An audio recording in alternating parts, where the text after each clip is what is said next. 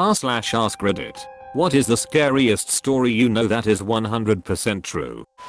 I work at a maximum security prison and we have several inmates who are severely mentally ill. The ones that self-harm wear a Fitbit kind of thing to monitor heart rate. If there is a change we rush their room to stop whatever is happening. On top of this we also do visual inspections. On one round a coworker was doing cell checks and noticed this particular inmate had blood on their face but nothing came up on the monitors or anything. So he called to the inmates to ask if they were okay. The inmate had their eyes closed and just kept repeating, "It doesn't hurt." The inmate would not answer where the blood was from. We opened the cell to see what the situation was, and it turns out the inmate had plucked out both of their eyes and they were laying on the floor. The inmate's hour monitor never alerted and the inmate never screamed. Paramedics said the inmate's vitals were normal and the inmate was fully responsive.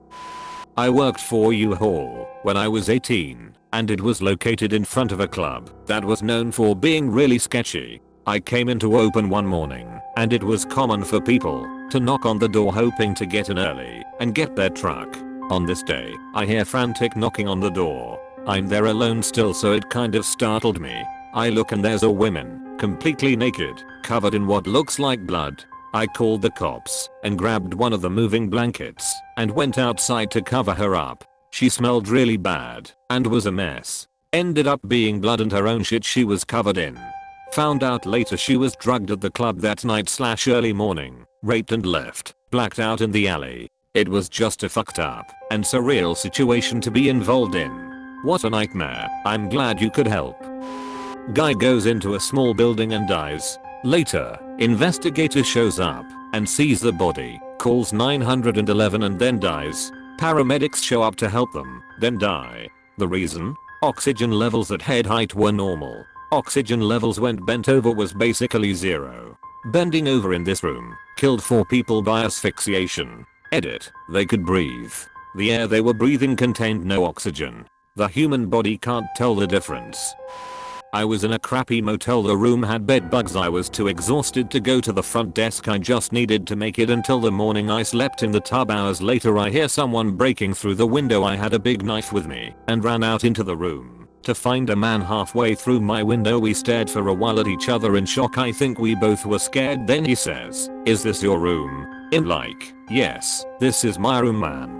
More staring, then he slowly starts backing out while cursing me for leaving my window unlocked and not expecting him to break in. Motel on what RV, Sacramento. Old janitor from high school, friendly Ecuadorian man who went biping. Worked at the school for 20 plus years and nobody had a problem with him. I guess his wife was leaving him and in the process of moving out, he caught her in bed with her new man. Next day, in the middle of town, he opened fire on her, the man, and then killed himself before any cops had time to respond. A guy I worked with was riding his dirt bike through the woods and somebody hung a cable between 2 trees. My buddy caught his throat on it and saw the dude steal his dirt bike. Woke up in the hospital with a lacerated throat and a broken larynx. Pretty crazy what somebody will do for something so cheap. The story of Mary Vincent always stands out to me. In 1978, 15-year-old Mary was hitchhiking. A man named Lawrence Singleton picked her up. He brutally raped her and eventually made her get out of the car. She planned to run, but he noticed and cut both her arms off. He threw her into a ditch/ravine and left her to die. She packed her stumps with mud to stop the bleeding and spent all night crawling out. She eventually makes it to the highway and starts walking, naked and covered in blood. The first car that saw her sped away in fear. The second car was a couple on their honeymoon. They picked her up and she survived. Nutty Putty Cave in Utah was sealed up in 2009 after John Jones was trapped upside down in a small crevice while spelunking. When rescue teams finally arrived, he had been upside down for so long that his legs were drained of blood. The only possible way to have gotten him out was to break his legs, which would have sent him into fatal shock. He died after being trapped for 28 hours. His body's still in the cave. Didn't they almost get him out, but then one of the pullers snapped and he got trapped even worse? That's my personal nightmare.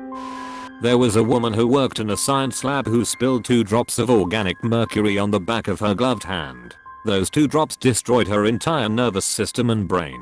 The mercury story always scares the crap out of me because I used to work in a lab and we had a compound that could go through gloves. I read the materials safety data sheet before I handled the compound, something you're always supposed to do, and it warned that proper personal protective equipment should be worn, and that the compound was a horrible toxic carcinogen. Not knowing that it could go through gloves, none of us did. We began handling it. I got some on my palm and continued working. It only took like 5 seconds for my hand to feel warm and strange, so I removed the glove and there was a large splotch on my left palm. I immediately went to wash up, scared for my life. It went through my skin immediately, and it also targeted the nervous system, but I ended up being fine due to minimal exposure. I can't remember what compound it was now, because it was so long ago, but it had a lot of P words. Scary stuff. There's nothing scarier than working in a lab and knowing you're doing everything right, just to have it all go wrong. I can't even get my noodles to my mouth without dripping some on myself. Think I'll pass on this career path. I've posted this before, but mine, when I was a baby, my dad played on a softball team. Typical social team, out for beers and pizza, after with the guys, family event type thing. My parents were good friends with 2 of the other couples, both of them had young kids as well. On this occasion, the other 2 couples had left their kids at one of their houses, with a babysitter they were splitting. They invited my parents back to the house to have some more beers that night, but I was being fussy and my mom nixed the idea, though they would 100% have normally gone back to hang out. Well, it turned out my fussiness on that day saved our lives. When the other parents got back to the house, they walked in on a home invasion. 2 men had broken in, tied up the kids and the babysitter and her boyfriend, and were waiting for the parents. Took the parents hostage as well, and made the dads drive with them to bank/a grocery store, where one dad was manager and clear out accounts/a safe. They then came back to the house and slaughtered both families, the babysitter and her boyfriend, kids included. They caught the 2 guys later on. My dad attended the trials and said it was the first time he had ever had thoughts of supporting the death penalty. It still gives me chills to know how close we came to getting killed that day too.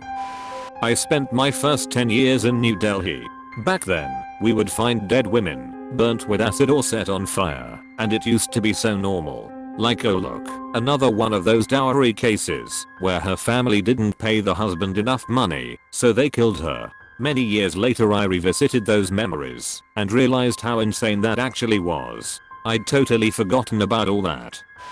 Years ago when I was 8 my family lived in this big weird house kind of on the edge of a small town.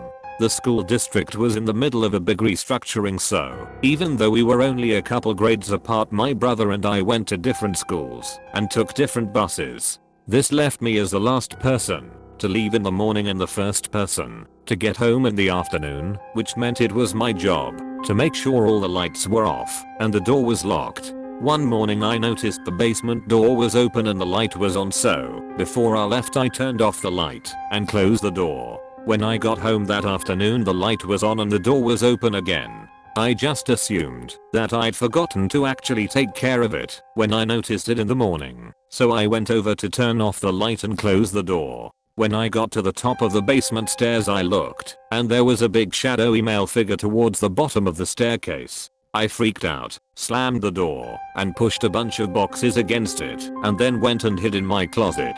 For months I didn't tell my family, because I was positive what I had seen was a ghost, and didn't think anyone would believe me.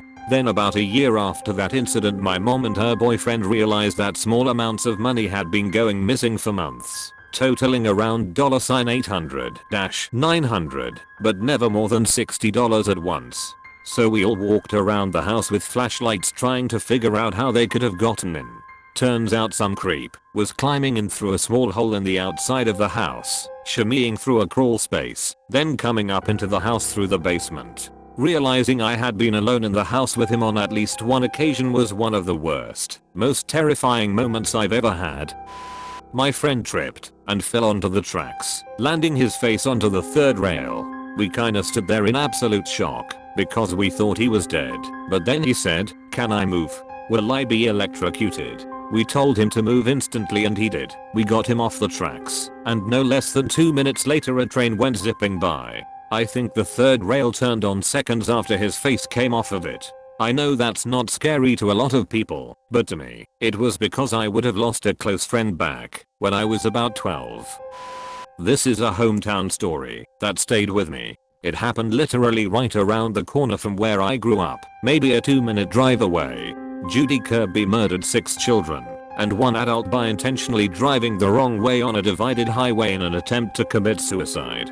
She had been hospitalized for depression, but had also just ended a relationship with her ex-husband's brother and was by some reports involved in drug trafficking and fearing an imminent arrest. She picked up her sister's son, who was celebrating his 10th birthday that day. She then loaded her 3 children into the car, supposedly to pick up a gift for the nephew. Instead, she went missing with the carload of kids. A short time later, calls started coming into 911 about a car going the wrong way down the highway at a high rate of speed.